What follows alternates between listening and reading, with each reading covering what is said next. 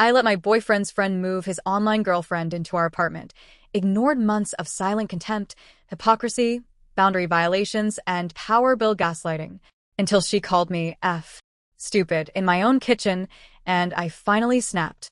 At the time, I was 22 and living with my boyfriend, 23. I'll call him Jacob. We were looking to move into a new apartment together, but to make rent more manageable, we also planned to move in with our mutual friend, Pete, 23. The three of us genuinely got along well.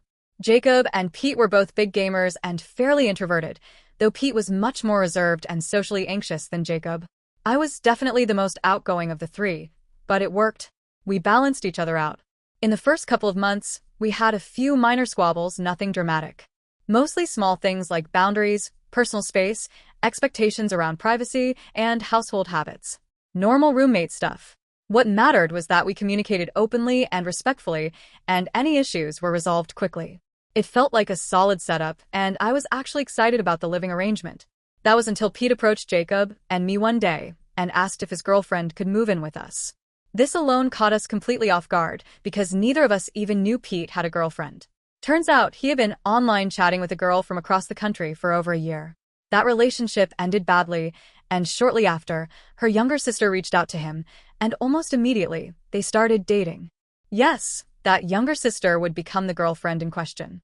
At the time of this conversation, Pete and this girl had never met in person.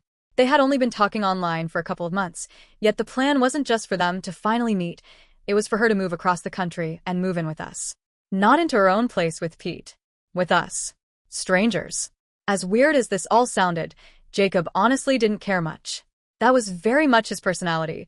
He's always been laid back and go with the flow until something directly affects him. I, on the other hand, was pretty apprehensive.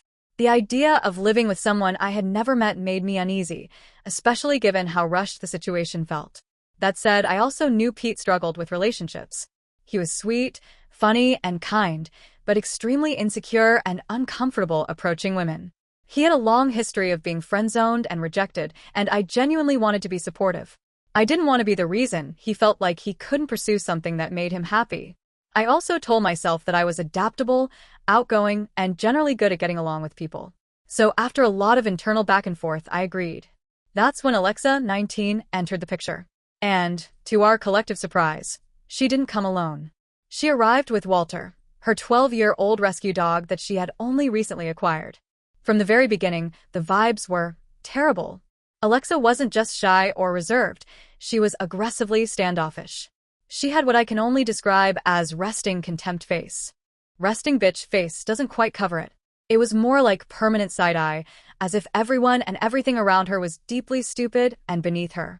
I genuinely wondered if her forehead and eyebrows were permanently stuck in that position.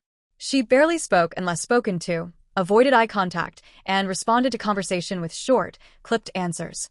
There was an unmistakable tension in the air, like she didn't want to be there and resented everyone around her for existing. I tried multiple times to engage her, make her feel welcome, ask about her interests, or even just break the ice, and every attempt fell completely flat. On top of that, Walter, while clearly a sweet dog, was old, anxious, and poorly trained. He had accidents in the apartment, barked constantly, and needed far more care than any of us had been prepared for.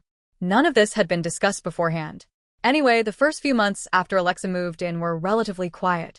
Pete and Alexa mostly stayed in their room, and Walter stayed in there with them too. Even though there was some unruly barking and a few bladder issues, everything was contained to their space.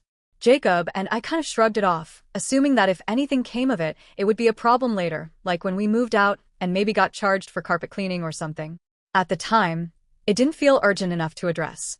The changes didn't happen all at once. They were subtle at first, almost easy to dismiss. Pete slowly started withdrawing from us. Before Alexa moved in, the three of us used to hang out regularly, gaming together, sharing meals, watching shows, just existing in the same space. After she arrived, he was almost never around. He spent nearly all of his time in his room with her, door closed, and interactions with him became brief and surface level. It felt like we were losing our friend, but I tried to be understanding. New relationship energy, long distance finally becoming real, whatever, I told myself it was normal. What became clear pretty quickly, though, was that Alexa had zero interest in being part of the household in any meaningful way. Before she moved in, we all shared groceries and cooked together. Alexa had an issue with that. She didn't want shared food, shared cooking, shared anything. Fine. We adjusted. We split groceries completely and kept things separate. Except they weren't actually separate. Jacob and I were explicitly not allowed to use any of Alexa's things, her food, her utensils, her appliances. That boundary was made very clear. But she had absolutely no problem using ours. Our dishes. Our cookware. Our appliances. Constantly. The hypocrisy was irritating, but I tried to be the bigger person. She didn't own much. She was younger, and I didn't want to make the living situation even more tense than it already was. So, I let it go. But things never softened. Getting to know Alexa was basically impossible. She never made eye contact, never initiated conversation, and responded to anything we said with silence or one-word answers. Her permanent look of disdain never changed. Living with her felt deeply uncomfortable, like sharing space with someone who actively disliked you, but refused to say why. Pete did try at least a little to bridge the gap. When Alexa started a CNA program, he tried to loop me into the conversation because I had previously been a CNA myself and had actually completed the exact same program. I followed his lead and said something along the lines of, "Yeah, if you ever have questions or want to pick my brain, I'm happy to help." As expected, she never took me up on it. Not once. At that point, the tension was constant. It felt like we were tiptoeing around our own apartment, and the sense of loss over Pete's absence made it worse. We weren't just uncomfortable, we were grieving the friendship we'd had. Then things started escalating from uncomfortable to actively frustrating. After Alexa completed her CNA program, she got a job at an assisted living facility. Unlike hospital or nursing home work, this kind of job is much less physically intensive, so instead of scrubs, her uniform was black pants and a polo shirt. Essentially, she was more of an assistant than a hands-on caregiver. She claimed they only gave her one uniform polo and that she needed to wash and dry it every single day. On its own, that wouldn't have bothered us. The problem was that she was literally washing and drying a single shirt 6 days a week, and then washing the rest of her clothes all at once on Sundays. Within a month, our power bill had nearly tripled. It was impossible to ignore. So we brought it up, not aggressively, not accusatorily. We talked to Pete and explained that the increased usage was causing a major spike in utilities and that they needed to account for the extra cost. We weren't asking for anything unreasonable, just acknowledgement and fairness. What we got instead were excuses. Well, you guys leave lights on. Adding another person would increase the bill anyway. Maybe the rates just went up. Even after I sat Pete down and showed him the actual breakdown of the power bill, every line item, every comparison from previous months, he still refused to acknowledge what was happening. Before Alexa started working, the bill had barely fluctuated. The rates hadn't gone up. Nothing had changed except for the fact that she was now washing and drying a single polo shirt almost every single day. The math was painfully obvious. It lined up too perfectly to ignore. None of it mattered. He waved it off, dismissed the evidence, and eventually landed on what felt like the laziest conclusion possible, that Jacob and I just didn't like her. That was the moment something in me snapped, because it was such a gross oversimplification of what we'd been dealing with. I told him point blank that this had nothing to do with liking or disliking her. This was about the fact that we could not reason with her. She had made it abundantly clear from the moment she moved in that she wanted absolutely nothing to do with us. Every attempt I made to be polite, friendly, or even just civil was met with that same cold, dismissive stare, like I was an idiot for even speaking. It wasn't neutral. It wasn't awkward. It was contempt. I told him it was strange that her workplace only gave her one uniform shirt, and even stranger that she hadn't bothered to buy extras, if that was the case. I said it calmly, not accusatory, just practical. Again, nothing. No response. No acknowledgement. Just that same expression, like I was beneath her notice. Between Pete's defensiveness, his refusal to contribute more to utilities, and Alexa's behavior, I realized I was done tiptoeing around this situation. I told her directly to stop using my things.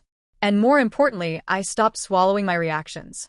Before that point, I had chosen silence almost every time.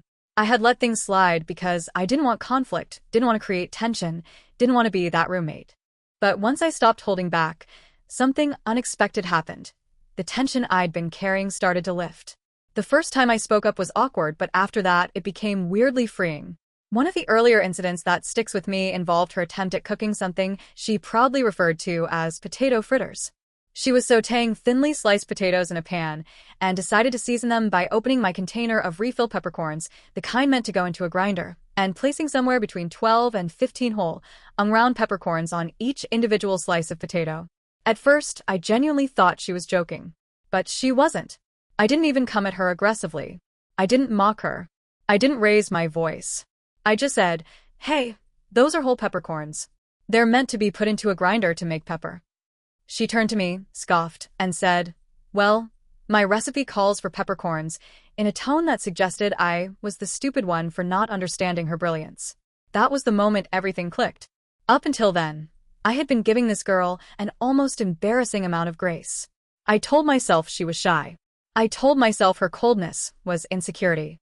I told myself maybe she was socially awkward or overwhelmed or anxious. I even convinced myself that maybe her face just looked like that. But no, she wasn't shy. She wasn't misunderstood. She wasn't quietly anxious. She was just dumb and rude. And once I accepted that, everything changed. The tension I had been carrying around dissolved almost instantly. Her behavior stopped feeling personal and started feeling absurd. Instead of dreading interactions with her, I started finding them oddly entertaining. Her logic was so immature and disconnected from reality that it became impossible to take seriously. There were plenty of examples, but the one that finally broke her and cemented everything for me happened one evening when I came home and found her cooking again. It took me a solid minute to understand what I was seeing. She had one of my pots half filled with boiling water. Over the top of the pot, she had stretched a sheet of aluminum foil and poked a couple of holes in the center so steam could escape. On top of the foil, she had balanced 3 frozen pot stickers. Apparently, she had tried to add more, but the foil couldn't support the weight. Then, she took another pot, also mine, slightly larger, and attempted to place it upside down over the whole contraption like a lid that very obviously did not fit. I stood there watching her adjust it over and over, trying to balance it delicately, until she finally gave up and just held the top pot in place with her hands. Internally, I was absolutely losing it. I was laughing so hard inside that I had to physically stop myself from reacting. Tears were threatening to spill out of my eyes. I didn't even care anymore that she was using my cookware without permission. The sheer absurdity of what I was witnessing outweighed everything else. Finally, I asked completely neutrally, "Whatcha do you in?" She turned to me with a look of pure pride. A wave of superiority washed over her face, and that's when I realized something important. Her contempt face wasn't permanent. It just had an even nastier cousin. Then she goes, completely serious, "It's a homemade wok." The unsaid, "Duh," just hung there in the slightly steamy air while my brain desperately tried to process what I had just heard. I didn't own a wok, sure, but I absolutely knew what one looked like, and this Frankenstein setup of pots, foil, and frozen disappointment was not a makeshift version of one. I tried. I really did. I took a breath and explained it as gently as a 23-year-old woman possibly could without sounding condescending. "Listen," I said, "a wok is shaped more like a large mixing bowl. The whole point is to heat oil and move the food in and out of it, kind of like a healthier version of deep frying." I paused, already feeling ridiculous trying to explain basic cookware theory to another adult. "What you've got here is basically a steamer, which is fine, but I literally have a steamer insert for my big pot. You could steam the entire bag at once if you just switch all of this over." She did not take this well. She yanked the upside-down pot lid off her contraption and aggressively swapped out the 3 pot stickers like she was doing damage control on a sinking ship. While doing so, she snapped back at me, "I know what I'm doing. I did research, and this is the only way to make a homemade wok." At this point, my self-control was hanging on by a thread. I glanced down at the 3 pot stickers she had removed from her wok, and before I could stop myself, a small laugh slipped out. Not loud, not mocking, just involuntary. I said, "Dude, these are still frozen." Her response is the exact reason I've never felt ashamed about what happened next.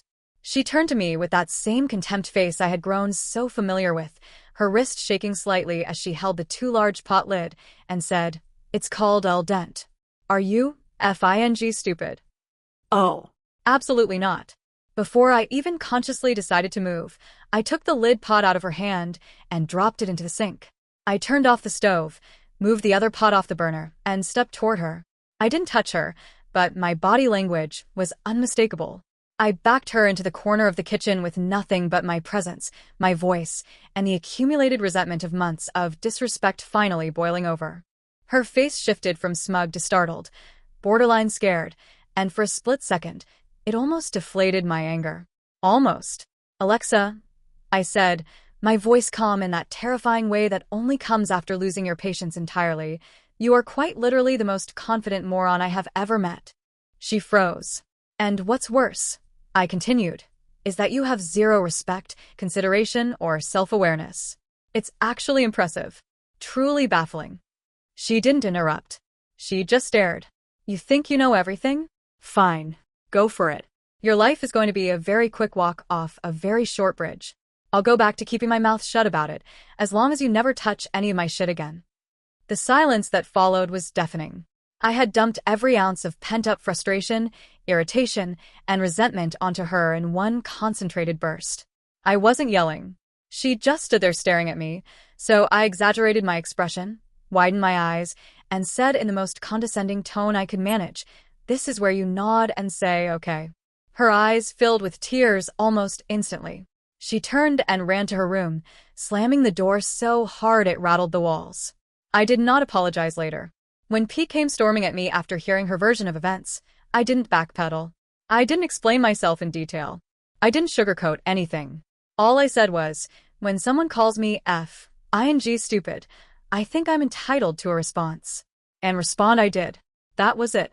That was the moment everything finally exploded after months of tension, hypocrisy, passive aggression, and disrespect. I've replayed it in my head more times than I can count. Sometimes I cringe at how far I went. Other times, I honestly don't think I could have handled it any differently without completely losing myself in the process.